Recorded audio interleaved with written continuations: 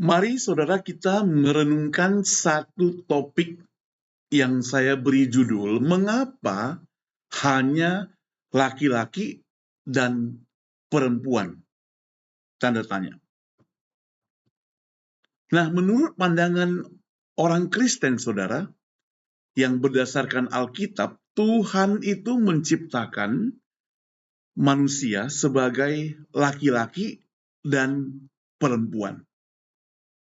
Ada 5 poin penting mengenai masalah ini. Saya akan share buat kita secara cepat ke 5 hal itu. Yang pertama, saudara, penciptaan manusia sebagai laki-laki dan perempuan. Di dalam Alkitab kita, saudara, Perjanjian Lama, khususnya kitab Kejadian, mencatat bahwa Allah menciptakan manusia.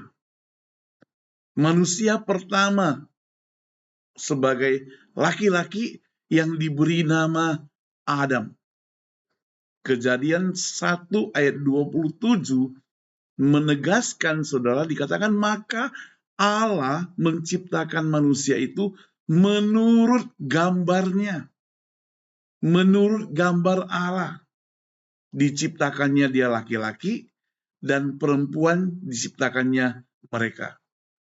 Jadi sekali lagi ayat ini menunjukkan bahwa keduanya diciptakan sebagai gambar Allah dan memiliki nilai yang sama di hadapannya. Pertama, dengan debu tanah Allah menciptakan Adam. Adam diciptakan sebagai manusia yang pertama. Kemudian dia rasa perlu ada yang menemani Adam sebagai penolong. Maka Alkitab mencatat dari tulang rusuknya diciptakan seorang wanita yang diberi nama Hawa, pendampingnya. Jadi hanya garis bawahi laki-laki dan perempuan.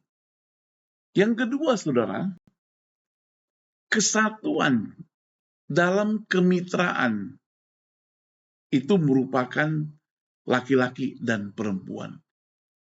Alkitab mengajarkan bahwa laki-laki dan perempuan diciptakan untuk bersatu dan bermitra. Dalam Kejadian 2 ayat 24 dikatakan, sebab itu seorang laki-laki akan meninggalkan ayahnya dan ibunya dan bersatu dengan istrinya. Sehingga keduanya menjadi satu daging. Ini menunjukkan bahwa laki-laki dan perempuan saling melengkapi. Bekerja sama dalam kesatuan yang diciptakan oleh Tuhan Allah. Jadi hanya laki-laki dan perempuan, tidak ada yang di tengah-tengahnya. Yang ketiga, saudara, ada kesetaraan dari spiritual. Di dalam iman kepercayaan orang Kristen, saudara, laki-laki dan perempuan memiliki kedudukan spiritual yang setara. Dalam Galatia 3 ayat 28 menyatakan, dalam hal ini tidak ada orang Yahudi atau orang Yunani, tidak ada hamba atau orang merdeka, tidak ada laki-laki ataupun perempuan, karena mereka semua adalah satu dalam Kristus. Di dalam Kristus, satu adanya. Di dalam Tuhan, satu adanya. Ayat ini menekankan ada kesetaraan spiritual di hadapan Tuhan tanpa memandang gender. Artinya apa, saudara? Artinya laki-laki jangan anggap lebih hebat. Perempuan juga jangan anggap lebih hebat. Laki-laki juga tidak perlu menganggap lebih rendah. Tapi setara, sejajar, sama-sama mau membangun, bukan sama-sama mau menghancurkan. Yang ketiga, laki-laki dan perempuan berperan saling melengkapi. Meskipun setara, tadi kita katakan, maka Alkitab mengajarkan bahwa laki-laki dan perempuan memiliki peran saling melengkapi. Dalam 1 Korintus pasal 11. 1 Korintus pasal yang ke-11, saya bacakan buat kita sekalian. Ayat 11 dan ayat 12. Mari kita perhatikan.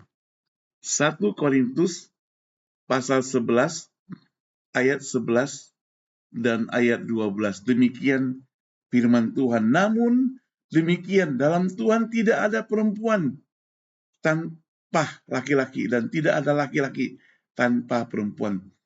Sebab sama seperti perempuan berasal dari laki-laki, demikian pula laki-laki dilahirkan oleh perempuan, dan segala sesuatu berasal dari Allah. Satu lagi, saudara, bagian 5 yang terakhir. Keselamatan yang sama laki-laki perempuan. Maka di dalam Yoel 2:28-29 menyatakan, kemudian daripada itu akan terjadi bahwa aku akan mencurahkan rohku ke atas semua manusia. Maka anak-anakmu laki-laki dan perempuan akan bernubuat.